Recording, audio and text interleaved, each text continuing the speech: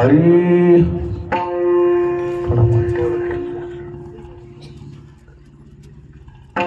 रिको कमी असला तरी रिको थोडा कमी राहू. श्री संताचे माथा चरणावरी साष्टांग हे करी दंडवत विश्रांती पावलो सांभाळा उत्तरी वाढले अंतरी प्रेम सुख दौडली हे काया कृपेच्या ओरसे नोहे अनारिसे उद्धरलो विश्रांती पावलो सांभाळा उत्तरे वाढले अंतरे प्रेम सुख तुका म्हणे मद न घडता सेवा पूर्व पुण्य ठेवा उडवला विश्रांती पावलो सांभाळा उत्तरे वाढले अंतरी प्रेम सुख विठाला विठाला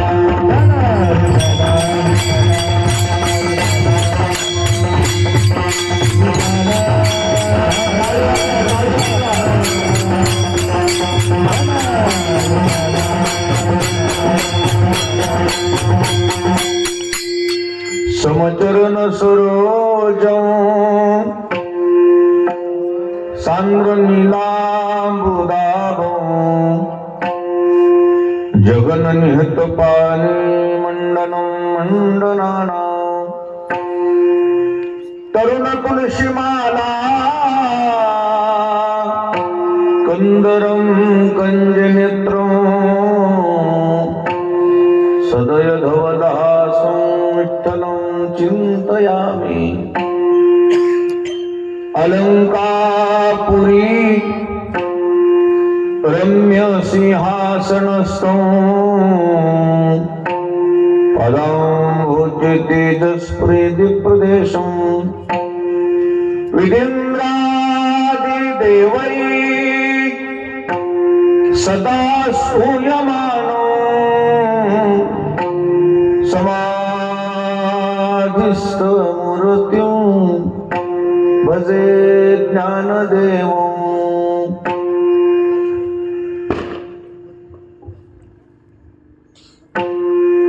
दत्त जयंतीच्या पर्व काळावर भगवान पांडुरंग परमात्म्याच्या समोर महान संत योगीराज रामप्रभू महाराज यांच्या समोर हा सुवर्ण महोत्सव भव्य दिव्य स्वरूपामध्ये या ठिकाणी संपन्न होतो आहे. या प्रसंगी उपस्थित सर्व आदरणीय महाराज मंडळी, भजनी मंडळी, गुणीजन मंडळी, श्रोते मंडळी, माता भगिनी, नवयुवक, छोटे छोटे बालक सर्वांच्या समोर सर्वांच्या पाठांतरातला अभंग आहे जगद्गुरु तुकोबारायांचा. सद्गुरु मोतीराम महाराजांच्या, सद्गुरु मारुती महाराज दस्तापरुकर यांच्या आशीर्वादाने महान संत रामप्रभू महाराज यांची सेवा करू. विठाला विठाला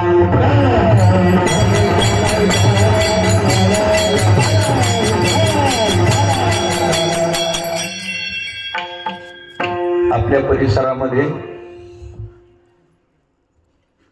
ज्ञानोबाराय तुकोबारायांच्या नंतर महान संत मारुती महाराज कानेगावकर यांच्या समकालीन संत पूजनीय रामप्रभू महाराज यांनी आपल्या गावामध्ये हे परमार्थाचं रोपट लावलं. युवलेश रोप लावी येले द्वारे, त्याचा विलोप गेला गगनावर. 50 वर्ष झाले आपल्या कार्यक्रमाला. माझ्याशी संपर्क साधला संयोजकाने, म्हणजे अमोल महाराज. हा उत्सव पूजनीय रामप्रभू महाराजांचा आहे. योगायोगाने रामप्रभू महाराज जरी इथं वास्तव्याला राहिले असतील,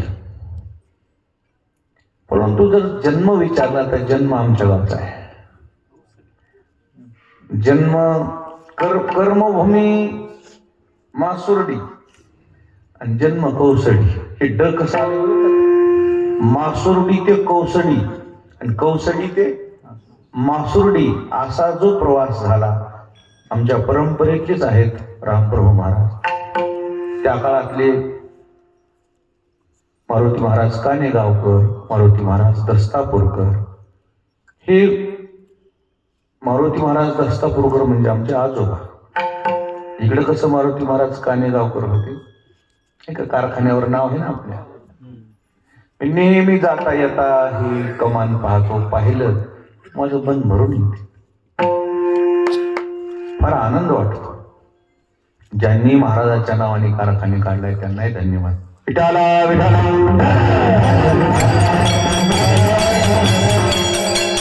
देशमुख कुटुंबामध्ये रामप्रभू महाराजांचा जन्म झाला. तिथून दीक्षा घेतली आणि एकदा का घर सोडलं की त्यांनी पुन्हा कौसडीकडे तोंड फिरून बघितलं नाही. कर्मभूमी ही मासुर्डी, आपलं समाधी घेतलेलं स्थान चिंचोली, आणि हे 10-5 गावं त्यांच्या सानिध्यात परमार्थ करत राहिले. सगळ्या गावाचा काही मला नामोल्लेख करता येत नाही, नवीन या भागामध्ये. पण तुम्ही भाग्यवान मंडळी आहात ह्या मासुर्डीचे की महाराज इथं वास्तव्याला राहील आणि आपल्या गावाचा कायापालट झाला.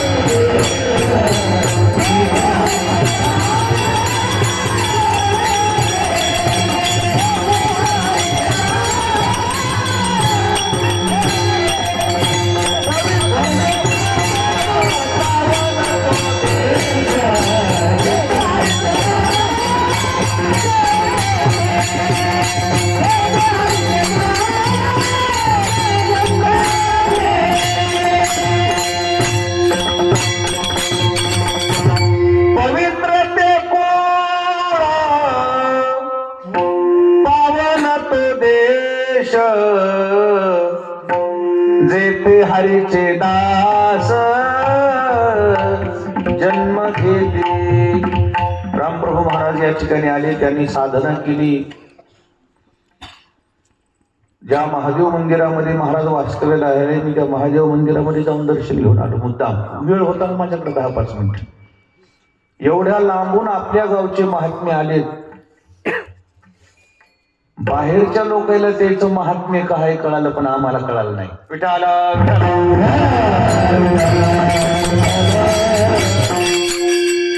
आमचं ज्यावेळेस हे मला कळलं की हे असं आहे, इथं आल्यावर कळलं बा. मला तरी काय माहित, कौसडीला कीर्तन केली हो मी, पण तिथं कोणी मला म्हणलंच नाही. त्याला माहितच नाही ह्यांचा महिमा. एकदाच फक्त, पुन्हा काही घेण देत नाही. मग काय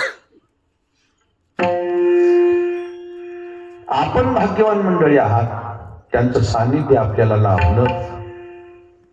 त्या महादेव मंदिरामध्ये इथं त्यांची जी पर्णकुटी होती हे अधिष्ठान. आपण भाग्यवान आहात. हा सप्ताह 50 वर्षापासून आपण करत आहात. सर्वांच्या पाठांतरातला अभंग आहे. सेवेकरता घेतलेल्या अभंगामध्ये जगद्गुरु तुकाराम महाराजांनी दर्शनाचं महत्व सांगितलेलं आहे. दर्शनाचं महत्व तसं अलौकिक आहे, शब्दात वर्णन करता येत नाही. आता बसलेली ही सगळी मंडळी म्हणतील महाराज दर्शन घ्यावं तर कोणाचं घ्यावं, दर्शन कोणाचंही घ्यावं. सगळ्या मला ह्या छोट्या छोट्या विद्यार्थ्याला विचारायचे, कोणाचंही जर दर्शन घेतलं तर शाप लागल का आशीर्वाद लागल? काय लागल? आशीर्वादच लागल. दुश्मनाचं जरी दर्शन घेतलं तर काय लागल?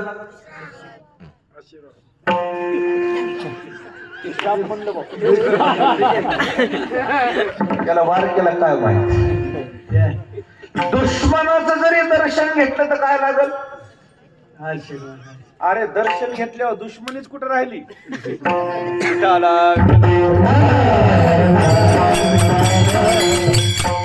दुश्मनी संपली ना,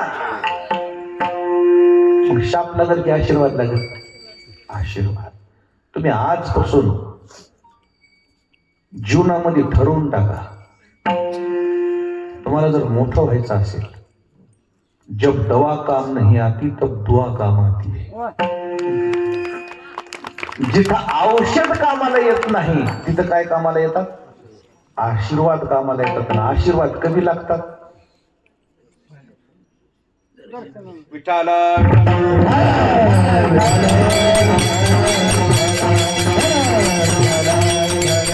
त्या दर्शनामध्ये किती ताकद आहे एवढं मी तुम्हाला दर्शन तेवढंच सांगणार आहे. बाकी नुसतं काय लय फापट पसारा मांडीत बसणार.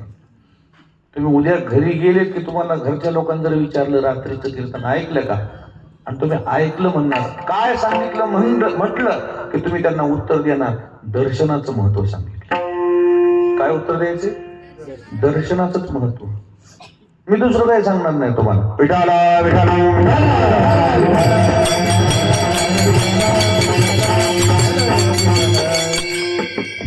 जुना काळ होऊन गेला, काळ बदलत चाललाय. काळ जरी बदलला, या भारताचे संस्कार कायमस्वरूपी भारतासोबत कामाला येणार आहेत. अजूनही तुम्ही कुठेही जा, काही करा, अजूनही भारताची परंपरा कायम आहे. भारताची परंपरा हस्त आंदोलन करायची परंपरा नाही, हातात हात द्यायची परंपरा नाही. भारताची परंपरा कशी आहे? हात जोडायची परंपरा आहे. कोणती परंपरा आहे? हात जोडायचे. राम राम काय म्हणलं? राम राम म्हणलं की भारताचं एक महिमानच वाढून दिसते. बाहेर देशात बी जरी आपले पंतप्रधान गेले ना, काय करायला त्याला? राम राम झाले, हात जोडायले. आता त्या बाहेर देशातल्या लोकांना सवय लागली कोरोनापासून. हातात हात दिले की पॉझिटिव्ह ऍडमिट. मग ती म्हणले ह्याच्यामुळे आम्ही हातात हात द्यायचं सुरू नाही, आम्ही हात जोडायचे. हातात हात देणं ही आपली परंपरा नाहीच आहे, हात जोडायची परंपरा आहे. ते जेवढे विद्यार्थी बसलेत ना, एक शब्द बारकाई नाही का तुमच्या जीवनात कधी काम येईल. समजायला थोडस अवघड जाईल तुम्हाला, पण समजतं बरं मराठीच आहे. म्हाताऱ्या माणसं तुम्ही लक्षात घ्या मी काय बोलतो. जेवढे काम हात जोडून होतील तेवढे काम हात उगारून होत नाहीत. समजले का तुम्हाला? नाही बारकाली नाही त्याला उजळलं नाही. कळलं मग? जेवढे बेटा बेटा बेटा आवाज करून, जेवढी काम शाबास, आता आवाज मस्त आला रे बाळ. जेवढी काम हात जोडून होतात तेवढे काम हात उगारून होत नाही. आणि म्हणून कधीही जीवनामध्ये हात जोडलेले चांगले असतात. कधी कुठेही कामाला येतात. कुठे जीवनामध्ये प्रत्येक क्षणी जरी भांडणं झाले, मारामारी व्हायची वेळ आहे, आणि समोरचा माणूस म्हणला भाऊ होऊ नाही झालं, चुकलं का? समोरचा माणूस गपचिपच बसतो. बघायचं का? हो बघायचं म्हणला. हो थोबाडीत खाल्ले की नीट घराकडे. मार कशाने बसलाय? फक्त आरे की आरेला का रे? काय मार मग? तुम्हाला फक्त एकच करता येते. जी लढाई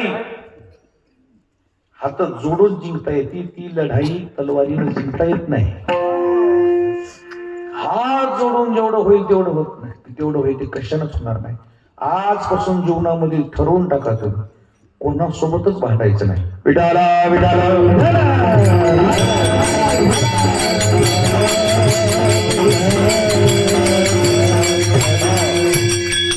एवढे छोटे छोटे कीर्तनाला आलात ना, त्याचाच मला स्वाभिमान वाटायला. आणि जरी तुम्हाला वाटलं ना आता थंडी वाजली जावं, तुम्ही बिंदास जाऊ शकता. तसं तर कीर्तनाची वेळ थोडी कमी करा पुढच्या वर्षी. 8 ते 10 ठेवा, 9 ते 11 ठेवू नये. कारवयन सगळं भिजवणीच आहे तुमचं, भिजवणीचं सगळं बाजून बघितलं तर मी थोडं कमी ठेवा. म्हणजे का, आणि अजून कमी वेळ करायची कशामुळं, तर जेवण लवकर करायचं ना थोडं. कशामुळे कमी वेळ करायची, लेकर येत नाही कीर्तनाला. हे नाही आल्यावर तुम्ही ते कीर्तन पाठ झालीत की तुम्हाला हे आले पाहिजे. कोण आले पाहिजे, हे पुढची पिढी आली पाहिजे. हे एकदम मला आल्या म्हणलं हसवा, मला लय हसविता येते रे, पण हसवायचं नाही. मग जीवनाचा हस होऊन बसल ना. विठाला विठाला जीवनभर रडायची वेळ येऊ नये ह्याच्यासाठी काय आपल्याकडे औषध आहे का, ते औषध सांगायला आलं. त्याच्यावर एकच औषध आहे फक्त. काय जोडायचे, 2 हस्तक आणि तिसरं मस्तक. 2 हात आणि तिसरं मस्तक.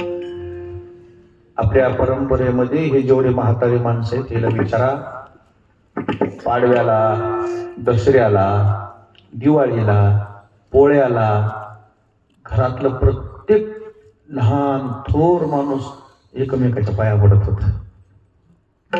प्रेम वाटायचं, आनंद वाटायचा, इज्जत वाटायची, आशीर्वाद द्यायचे आपले पूर्वज आपल्याला. असे पाठीवर हात टाकायचे, शाबास मोठे व्हा, असं माणसाला असं समाधान वाटायचं. हे समाधान राहिले कुठं आता. विठाला विठाला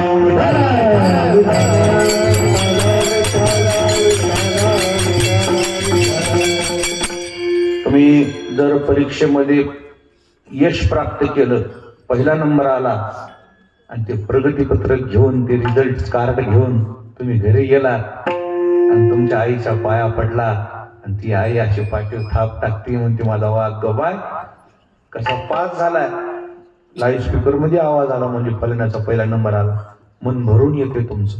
घरी आईच नसल्यावर काय करता, कोणाला दाखवता कार्ड आहे तोवर त्याची किंमत करायची शिका.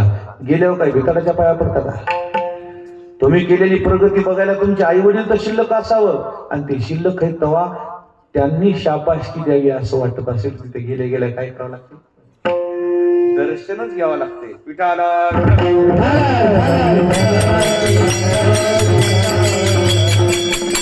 आता ही नवीन येणारी पिढी, त्यांना असं वाटतंय,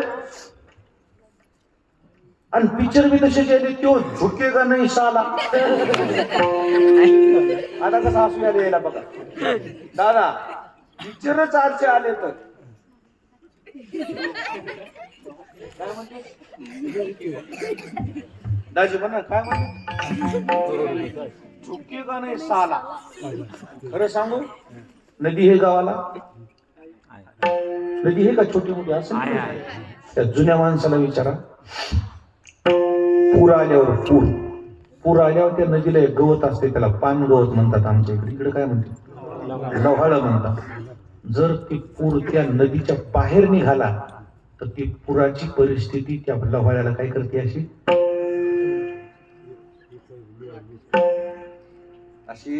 त्याला झाकून टाकते. आणि त्याच नदीच्या काठावर मोठी मोठी झाडं असतात, झाडं मोडून पडतात, पण त्या लव्हाळ्याला काहीच होत नाही. त्याचं कारण काय, महापुरे झाडे जाती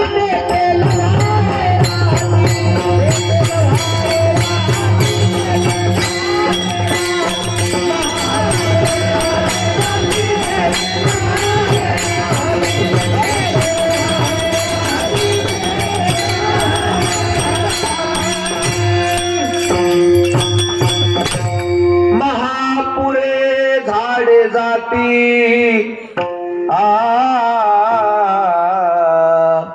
महापुरे झाडे जाती, येथे लव्हाळे राहती. मोठी मोठी झाडं मोडून पडतात पुरामध्ये. तेवढे लिंबाचे झाडं, बावळीची झाडे ओढून येते पाणी. लव्हाळ का जात नाही, पूर ओसरला लव्हाळ पुन्हा उठून उभं राहते. का, त्याला माहिती आहे पूर आलाय, आता झुकल्याशिवाय पर्याय नाही. झुकलं की पाणी जाते, आणि पूर गेलं की पुन्हा उभं राहते. जितके तुमच्या जीवनामध्ये तुम्ही झुकून राहाल तितके मोठे व्हाल. विठाला विठाला.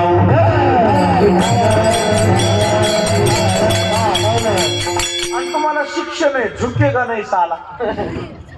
मग झुकेगा नाही तो कटेगा. नाही झुकलं की काय होतंय ते कटतंय. मग तुम्हाला कटायचंय का?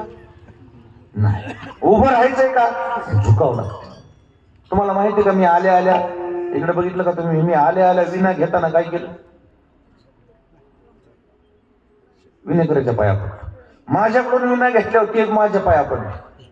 आता ते बाबा पुन्हा जे विठ्ठल झाल्यावर माझ्याकडे येणार, मी त्यांच्या पुन्हा पाया पडतो. ते पुन्हा माझ्या पाया पडतात. ज्यांनी मला विना दिला ते माझ्या पाया पडतात. हे का आम्ही पाया पडायचं लावले? येडे होते का आमचे साधू संत? हे संस्कार आहेत हे आमचे. विठाला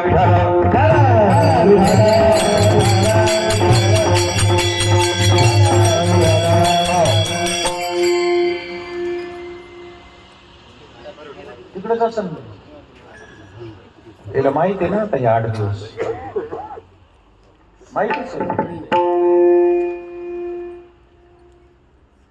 नम्रता ही जीवनामध्ये माणसाला मोठं करणारी संस्कार आहे. तुम्ही तुमच्या शाळेमध्ये एक सुविचार लिहिलेला असतो बोर्डावर नेहमी. दुसरा कोणता येणं गेला की ते ठरलेलाच आहे.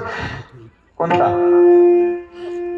विद्या विनयन शोभते. म्हणजे विद्वत्ता कशानं शोभून दिसती? नम्रतेनं. नम्रता जीवनामध्ये माणसाला लहान करीत नाही, मोठं करते. आणि म्हणून जीवनामध्ये नम्रता ही अत्यंत आवश्यक आहे. कोण्या क्षेत्रातले लोक एक तुमच्या इकडे कळते की नाही शब्द मला माहित नाही, पण कळतेच. भरलेले घागरे हिसळतात का अर्धे घागरे हिसळतात? अर्ध्यात का हिसळतात? अर्ध्या असतात त्या. भरलेले हिसळतच नाहीत. तसं जे परिपक्व लोक आहेत ना, खरे जोर खानदानी श्रीमंत, ते झुकूनच राहत. त्याचे अर्धवट आमंधक्य श्रीमंत झालेत ना, ते पंक्तीत हिंडत तिथं वाडा तिथं वाडा. ते वाडा वाडा म्हणाय फिरणं, त्याच्या हातात त्या अंगठ्या दाखवाय फिरायले. वाडा वाडा नाही, त्याला आरोतुर बोल, त्याला आरोतुर बोल. अजून एक पुढे जाऊन बोलू का तुम्हाला? जुनं ओरिजिनल जी माणसं होती ना, गर्भ श्रीमंत मोठ्या मनाची, ते लहान लेकराला सुद्धा आवाजावं बोलायचे, बायकोला सुद्धा आवाजावं बोलायचे, आरोतुर नाही बोलायचे. म्हणजे ही त्यांची नम्रता आहे. विठाला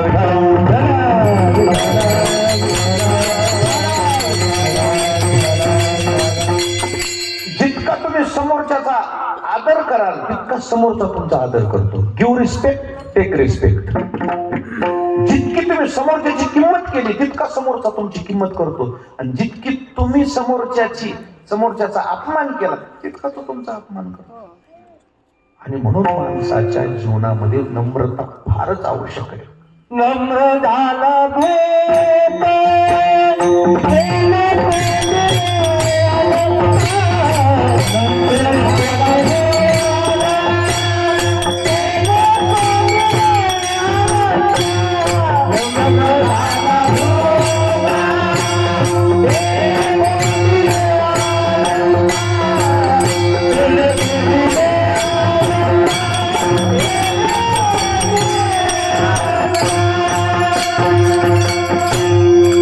नम्र झाला भूता तेने कोंदिले आनंद. कोणी जरी असलं आपण हात जोडले पाहिजे, दर्शन घेतलं पाहिजे. इथं दर्शनानं काय होतंय ते तुम्हाला मी सुरुवातीला सांगतो, आणि मग कोणाचं दर्शन घ्यायचं हे नंतर मी तुम्हाला सांगतो. दर्शनाचे फायदे अगोदर तुमच्या समोर ठेवतो म्हणजे तुमच्या लक्षात येईल. काय फायदे दर्शनाचे? अभिवादनशीलस्य नित्यमूर्धोपसेविना चत्वारि तस्य वर्धन्ते आयु विद्या यशो बलम. दर्शनानं 4 फायदे होतात बाळा. इकडे बघा, आयुष्य वाढते, विद्या वाढते, बळ वाढते आणि यश येते. विठाला विठाला. किती फायदे सांगितले आपण? आयुष्य वाढते, बळ वाढते, विद्या वाढते आणि चौथं यश येते. तुम्हाला आयुष्य वाढा वाटायला की नाही? तुमचं हुशार व्हा वाटायला की नाही? तुम्ही ताकदवान हो वाटले की नाही? तुम्हाला यश हो वाटले की नाही? सगळ्याला नापास व्हायचं का तुम्हाला? पास हो वाटते की नाही? कुठून होतं हे सगळं? पाया पडा, फक्त पाया पडले. कशानं? एक जण बसलेला माणूस म्हणला, महाराज असे आम्हाला पुरावे द्या. पुरावे देतो, भजन करा. विठाला विठाला.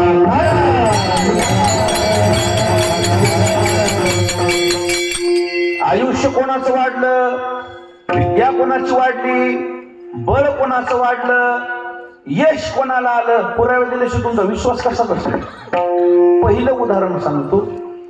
संत श्रेष्ठ ज्ञानेश्वर महाराज नेवासा या गावाला गेले. नेवासा गावाचं नाव आहे नेवासा, की ज्या गावामध्ये राहून ज्ञानेश्वर महाराजांनी काय लिहिली? ज्ञानेश्वरी लिहिली. त्या नेवासा गावामध्ये ज्ञानेश्वर महाराज आल्याबरोबर एक माणूस वारला होता. अंत्ययात्रा निघाली, म्हणजे चौघाच्या खांद्यावर त्या माणसाला घेऊन मग तिथे निघाले सगळे लोक मातीला.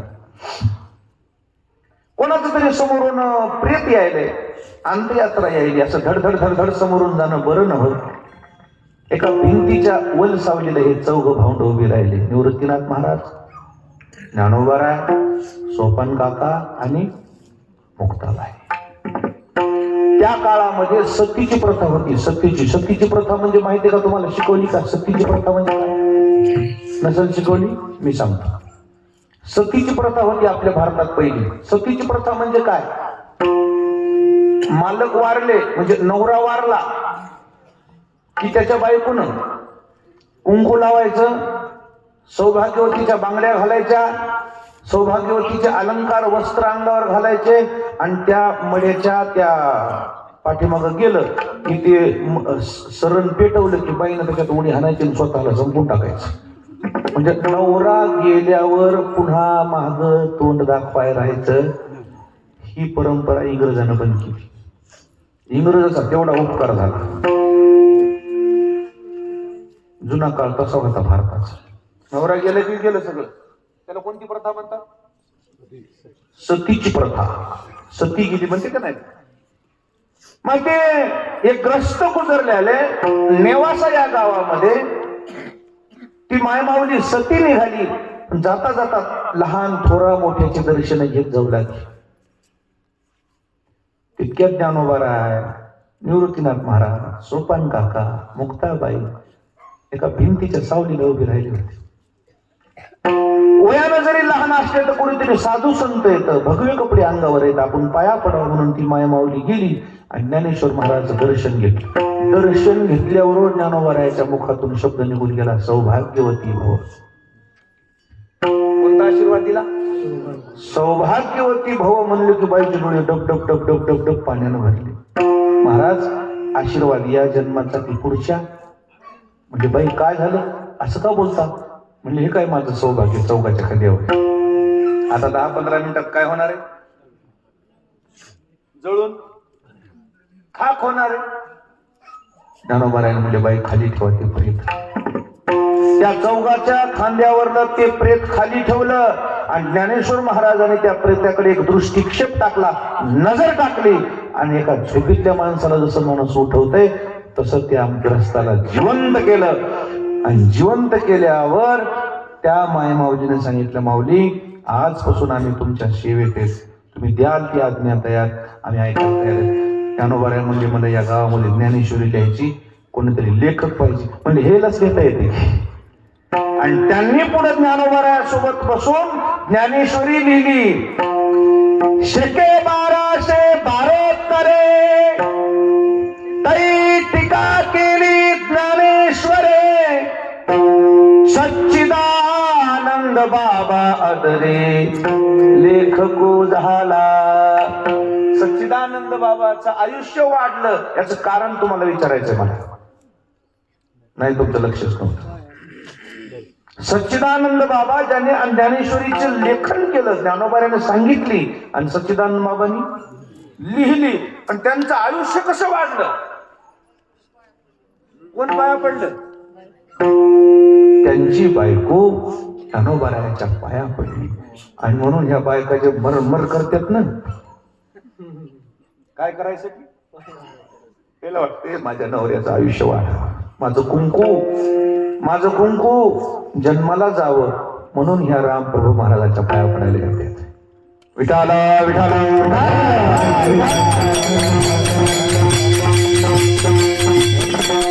आता विद्यार्थ्याला पटणारा दृष्टांत, हे आयुष्य वाढायचं सांगितलं, साधूचं दर्शन जरी घेतलं आयुष्य वाढते.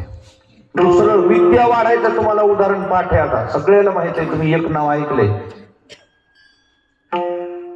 एकलव्य. एकलव्य नाव ऐकले? एकलव्य ऐकलं नाही? एकलव्याचा धडा आहे तुम्हाला शाळेमध्ये. द्रोणाचार्याचा शिष्य एकलव्य. कोणाचा शिष्य? कौरव पांडवाच्या काळामध्ये कोणाचा शिष्य? न शिकविलेला शिष्य, शिकविलेला नाही. एकलव्य धनुर्विद्या करता, हे धनुष्यबाण शिकण्याकरता द्रोणाचार्याकडे गेला, मला विद्या घ्यायची. पाया पडला. द्रोणाचार्याने विचारलं, कोण तू? म्हणला, मी फलाना कोळी आहे, एकलव्य माझं नाव आहे. तर द्रोणाचार्याने सांगितलं, बाबा मी कौरव पांडवाचा बांधलेला आहे, मी तुला शिकवू शकत नाही. महाराज पण माझी इच्छा आहे हो.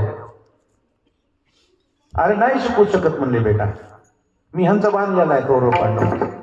ठीक आहे, नाही तर नाही म्हणले महाराज, पाया पडू द्या. पाया पड म्हटले. पाया पडला तो एकलव्य. दर्शन घेतलं. दर्शन घेतल्यावर द्रोणाचार्यानं पाठीवर थाप हाणली. नाराज झाला नाही ती, नाही, एकलव्य नाराज झाला नाही. गेला आणि एक झोपडं घातलं, आणि त्या झोपडीमध्ये मातीची मूर्ती तयार केली. कोणाची मूर्ती तयार केली? द्रोणाचार्याची. कोणाची मूर्ती तयार केली? द्रोणाचार्याची. आणि त्या मूर्तीचं दर्शन घ्यायचं, आणि दर्शन घ्यायचं आणि असा बाण तयार केला होता त्यानं. आपणच ते द्रोणाचार्याला एकलव्यच म्हणायचा, गुरु सोडू का बाण? आपणच म्हणायचं, सोड. मूर्ती बोलती काय? फक्त ह्याची भावना चांगली. दर्शन घ्यायचं आणि म्हणायचं, महाराज सोडू का बाण? आपणच म्हणायचं, सोड. एवढा एकलव्य धनुर्विद्येमध्ये पारंगत झाला. त्या जंगलात द्रोणाचार्य कौरव पांडवाला घेऊन आले होते शिकवायला, सराव करायला. सराव. त्याच्यासंग एक कुत्र होत. कुत्र्याचा स्वभाव आहे, माणसं दिसले काय करते? भुकत. तुम्ही थोडे शांत झालात ना, ऐकू येते. हा बघा,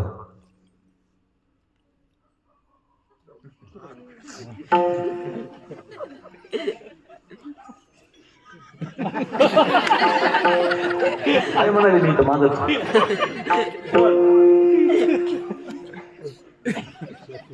साक्षीदार आहेत कीर्तनाचे. कुत्र्याचं नाव निघालं बुवा म्हणजे, आपलं नाव निघालं बुवा पण झालं म्हणजे.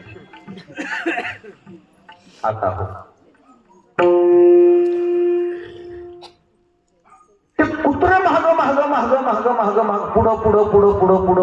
पुढं चालायला लागलं. कोणाच्या?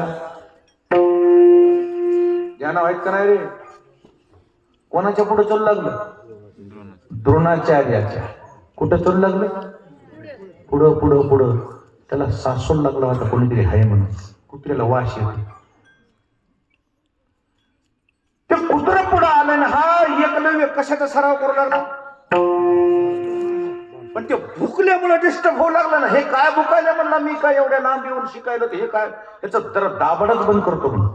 त्या एकलव्यानं असा बाण मारला त्या कुत्र्याच्या तोंडात. वरचं दाभाड वरीच आणि खालचं दाभाड वर नुसताच बाण.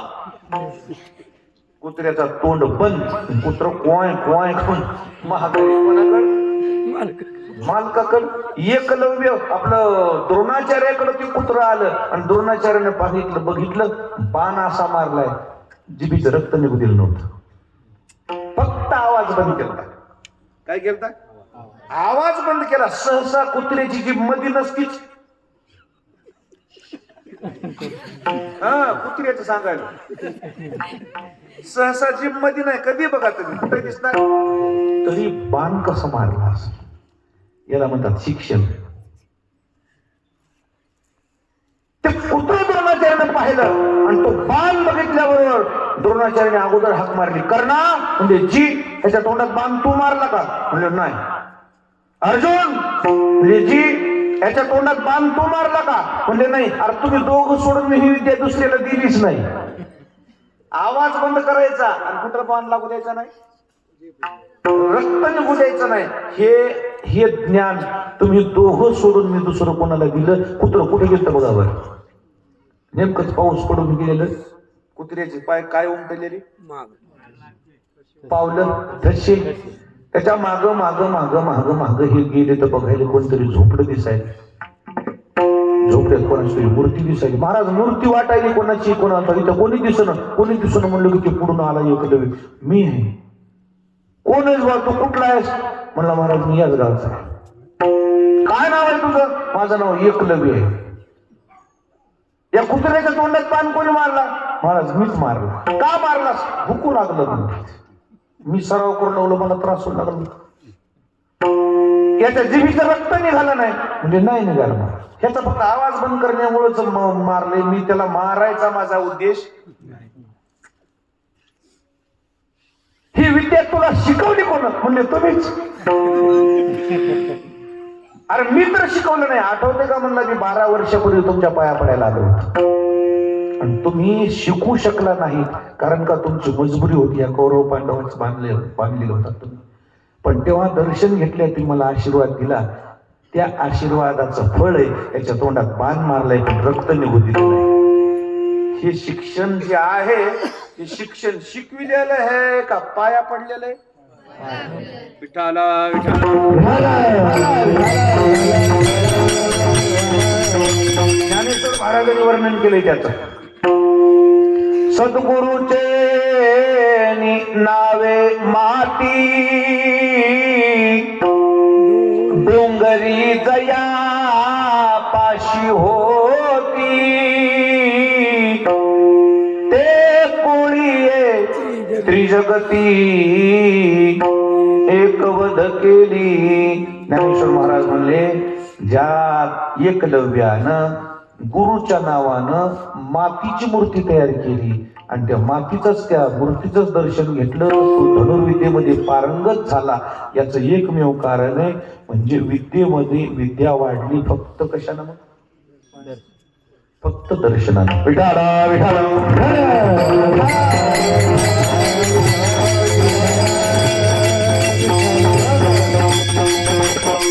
यश धर्मराजाला आलं. कौरव पांडवाचं युद्ध सुरू झालं. असा नियम होता, धर्मराजा दररोज भीष्माचार्याच्या पाया पडायला जायचा. भीष्माचार्य कोण्या पार्टीचे? कौरवाच्या. त्याच्या पाया पडायला जायचा काय संबंध आहे? साधू संताला पार्टी नसती. विठाला विठाला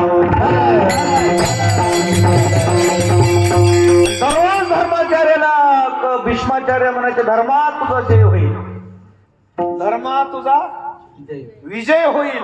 महाराज यश धर्मराजाला आलं आणि बळ मारुतीरायाचं वाढलं. मारुतीरायाचं बळ कुठं गेलं? जन्माला आल्या आल्या गेलते. फळ खाला पंच सूर्य, तिथं इंद्रानं वज्र मारलं होतं. मूर्छित पडले होते मारुतीराय. आणि तेव्हा मारुतीरायाला सांगितलं की आज जरी तुम्हाला वाटत असेल की माझं बळ गेलं, ज्या दिवशी तुम्हाला प्रभूचं दर्शन होईल त्या दिवशी तुमचं बळ वाढलं. आणि दर्शन झालं की पुन्हा बळ वाढलं. त्या दिवशीपासून मारुतीरायानं रामचंद्र प्रभूला आपलं जीवन समर्पित करून टाकलं. म्हणजे सिद्धांत मला मी 4 गोष्टी तुम्हाला आतापर्यंत सांगितल्यात, लक्षात आहेत की नाही मला माहित नाही. 4 गोष्टी अजून एकदा सांगतो. दर्शन केल्यानं काय होतंय? आयुष्य वाढते, विद्या वाढते, बळ वाढते आणि यश येते. आणि म्हणून तुम्ही तुमच्या जीवनामध्ये कधीही स्वतःला मोठं समजू नका. आज जरी तुम्ही लहान असले, उद्या मोठे जरी झाले, किती जरी मोठं झालात, निश्चित आपण स्वतःला लहान समजायचं आणि पाया पडायचं. तुम्हाला निश्चित तुमचं भलं झाल्याशिवाय राहणार नाही. विठाला विठाला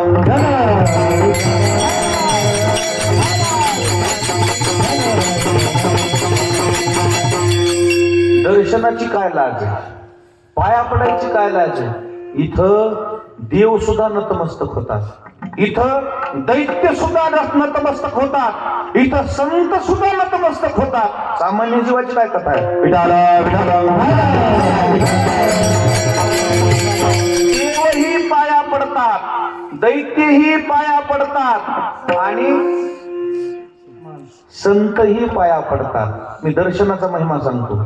देव पाया पडतात, माणूस म्हणतील महाराज देव कोणाच्या पाया पडते? सगळं जोग देवाच्या पाया पडते. तुम्हाला सांगतो, भजन करा. विठाला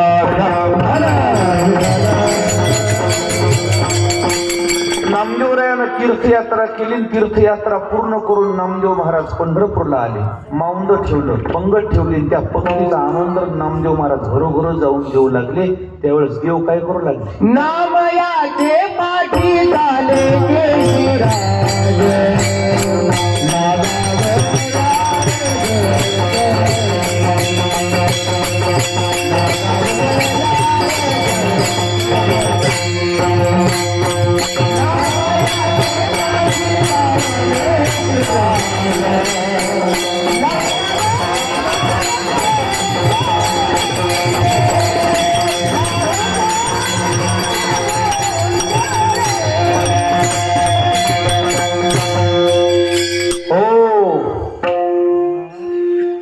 नामयाच्या पाठी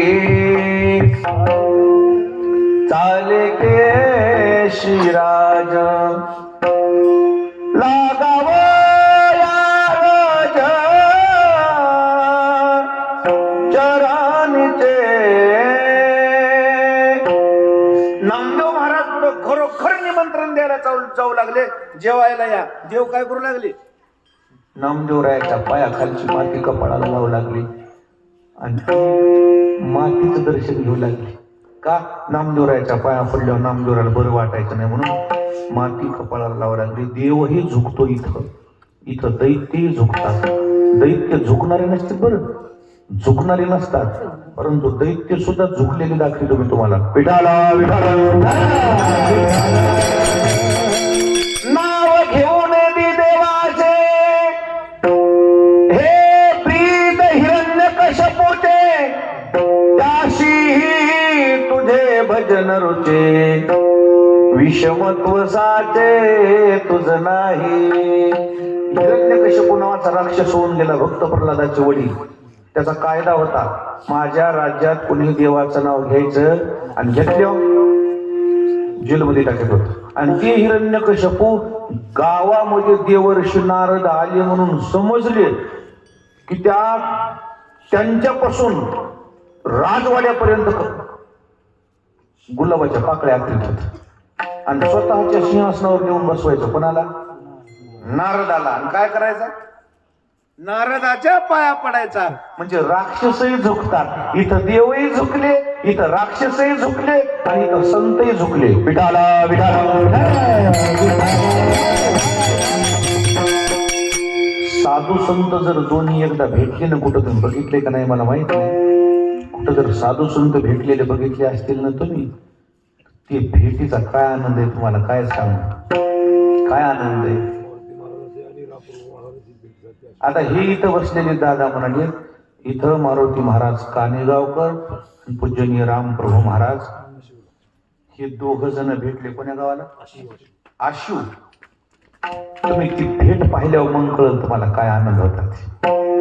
प्रथम भेटी आलिंगन मग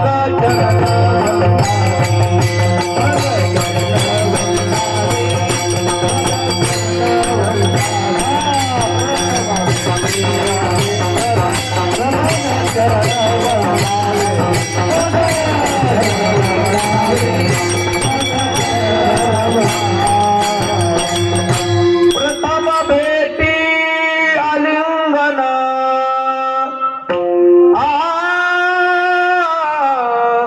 मग चरण वंदावे. कडकडून मिठी मारली होती. काय केली अशी? कडकडून मिठी मारली असेल. मी तर बघितलं नाही पण सांगतोय मी तुम्हाला अभंगानुसार. आणि मग ते दोघं एकूण एकाच्या पाया पडले.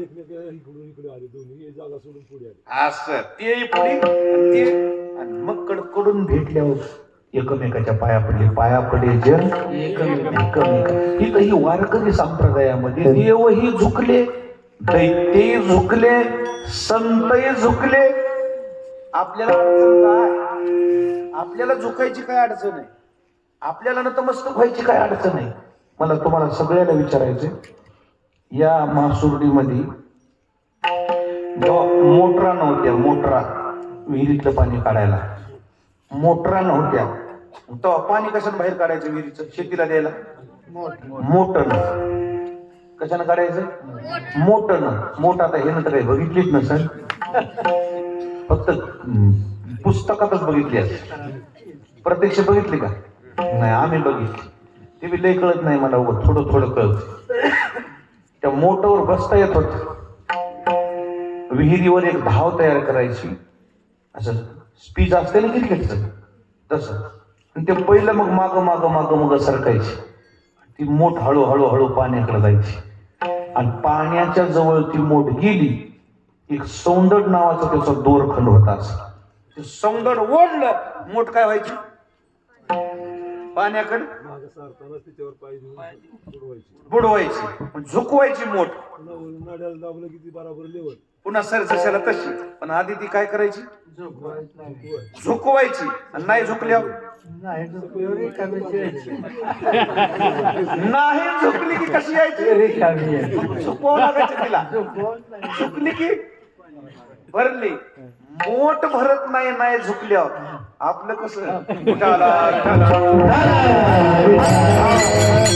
त्याच्यातल्या 50% महिला मंडळी अशा येणं पाणी शेंदून, पाणी भरून आणलेलं खागरीनं. पाणी शेंदलेलं ना तुम्ही? शेंदलेलं आहे की नाही? पोहरा लोखंडाचा ज्यावेळेस तुम्ही सोडता त्या आडात, गेले भरतच नाही ते असंच मध्ये जाऊन आराम करते. आणि मग त्याला एकदा वरून वाढायचं, झटका दिला की मग अर्धा भरते, डबकन वाजते. पुन्हा एकदा वाढत, पटकन वाढत, मग भरते. म्हणजे पोहरा पाण्यात गेल्यावर वरी भरून आणायचा असेल तर तिथं काय करावं लागते? त्याला काय करावं लागते? पाण्याजवळ झुकवावं लागते. पाण्यातला पोहरा जर नाही झुकला तर भरत नाही. इथं देवाजवळ, संताजवळ हे पौरे नाही झुकल्यावर भरतील कसे?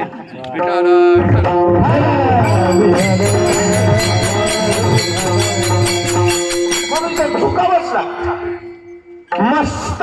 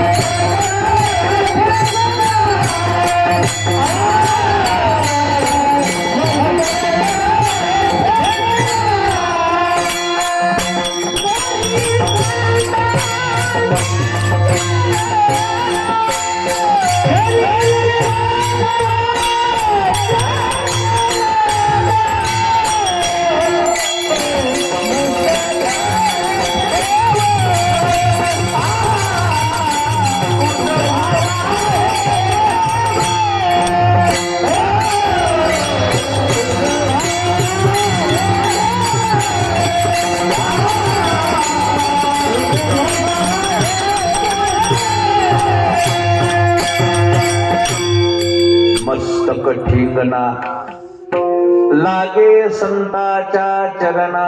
ते जे आपलं मस्तक आहे ना, साधू संतांच्या चरणावर ठेवलं पाहिजे.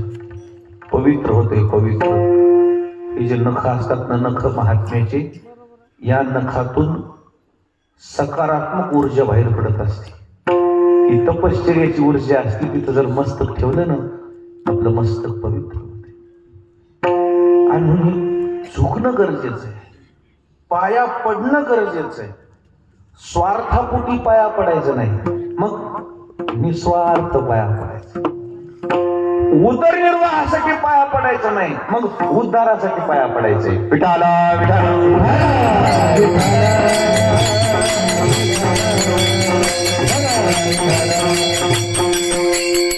खरं सांगू तुम्हाला, कोण्या देवळात जातो मी, दर्शन नाही झाल्यावर करमतच नाही. पंढरपुरात माणसं दर्शन झाले कसे ओळखू येते? कसे दिसते? प्रसन्न दिसते आणि दर्शन राहिलेले सोयाबीनला पाणी कमी पडलं मुरगाळले. दर्शन झालेले माणसं निवडून आल्यासारखे असं गुलाल टाकून खुश. दर्शन न झालेले माणसं हा पुरावा पुरावा आहे ना आमच्याकडे. विठाला विठाला पुरावे भरपूर आहेत, पण आता 10:30 वाजले त्याच्यामुळे त्यांचं म्हणणं बाबा ह्याला बक्कळ सांगायचे अजून आपण काय ह्याला सांगू. मागील परिहार पुढे नाही शील.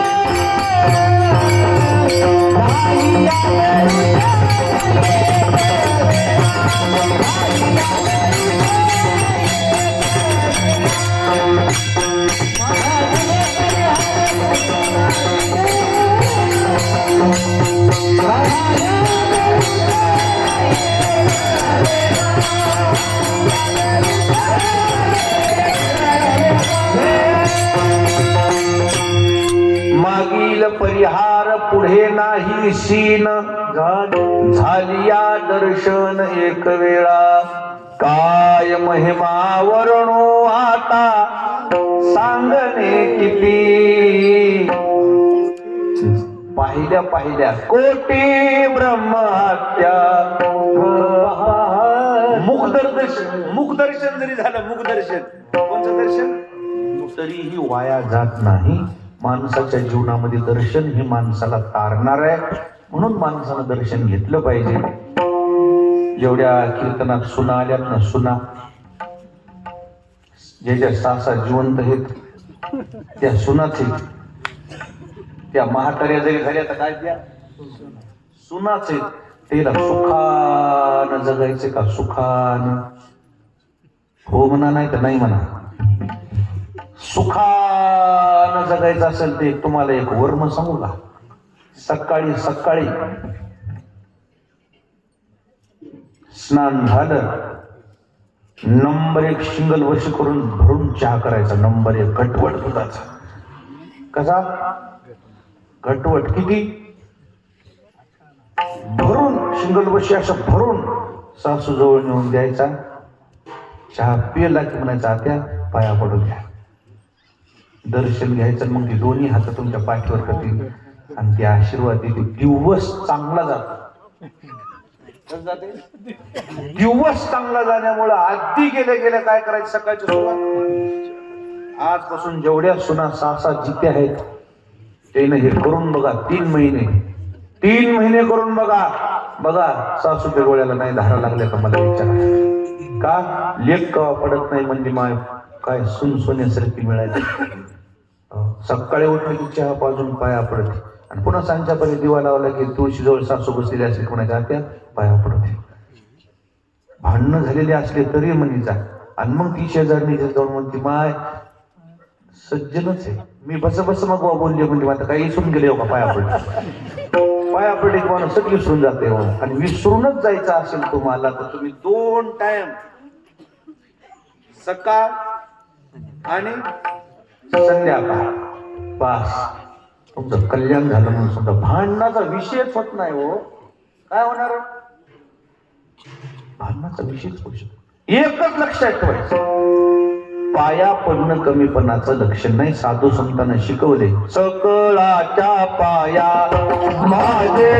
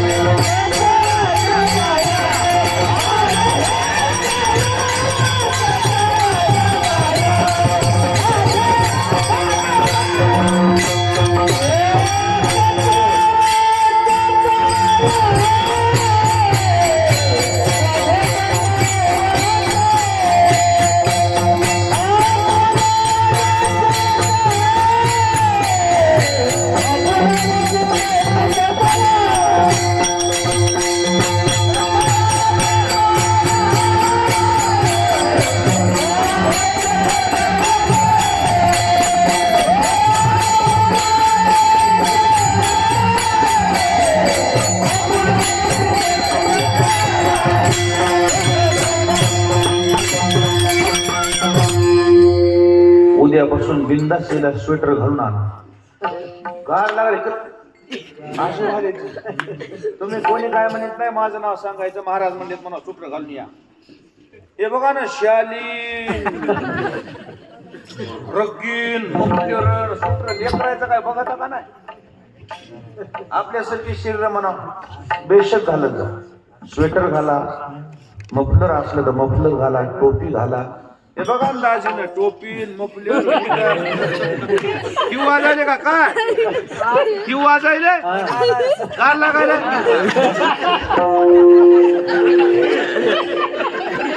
गार लागायले यायला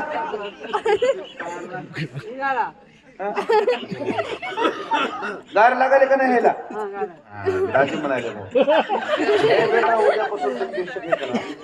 काही अडचण नाही. आणि आता जर तुम्हाला थकवा आला असेल कोणा छोट्या छोट्याला बसा, बसावं जरी वाटलं ना, माझी काय अडचण नाही. बारीक बारीक आहे तो. 8 ते 10 करत जा दादा कीर्तन. एक रे तो 8 ते 10. 9 ते 11 म्हणजे का नाही अर्धा गाव झोपलाय बघा. कवा सोनपत्र किरकिर अमृत पाजवायचे पळत. विठाला विठाला